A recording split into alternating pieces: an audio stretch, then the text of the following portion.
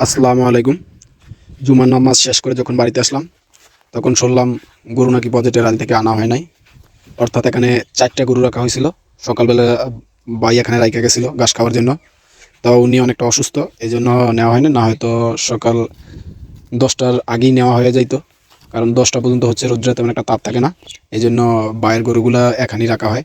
আর আমারগুলা তো আমি বাড়িতে বাইরে রাখি, আড়াইলে গাছ দেই।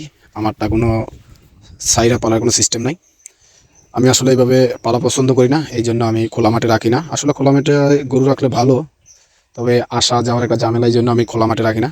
তো ভাই প্রতিনিয়তই তার গরুগুলোকে, যেই 2টা গরু ওই ছোট খামার জন্য কিনা আনা হয়েছিল, এই দুইটা সহ বাচ্চা সহ গরুগুলোকে প্রতিদিনই এখানে দিয়ে যায়। আবার ঠান্ডা থাকতে থাকতেই নিয়ে যায়। তা আজ যে কেউ উনি অসুস্থ থাকার কারণে হচ্ছে আসা হয় নাই। তা আমি যখন নামাজ শেষ করে বাড়িতে আসলাম তখন শুনলাম এই অবস্থা। তা আমি নিতে চলে আসলাম গরুগুলা। দেখেন কি একটা অবস্থা, চারিদিকেই শুধু মরুভূমির মতো, কোনো গাছপালা নাই। একবারে প্রচণ্ড রৌদ্রের তাপমাত্রা, চারিদিকেই। প্রায় এইদিকে 1 কিলোমিটার দূরে হচ্ছে আপনার বাড়িঘর আর গাছপালা। আর এইদিকে ওই আরেকটা প্রজেক্ট, ওই প্রজেক্টে, এটা অনেক পুরনো প্রজেক্ট, যার কারণে হচ্ছে এখানে কিছু গাছপালা আছে। তো এখান থেকে এখানে অনেক ছাগল গরু রাখা যায়। এখানে ঠান্ডা আছে, এখানে সমস্যা হয় না। তো আমি যখন নিতে আসলাম তখন দেখলাম যে একটা গরুই রৌদ্রের ভিতরে আছে, আর বাকিগুলা সারা ছিল, যার কারণে হচ্ছে বাকিগুলা ওই পর্যায়ে চলে গেছে। ওইখানে গাছ আছে, গাছের ছায় ওইগুলা আছে ওই জায়গায়। আর এটা হচ্ছে বাধা ছিল, যার কারণে এটা যাইতে পারে নাই।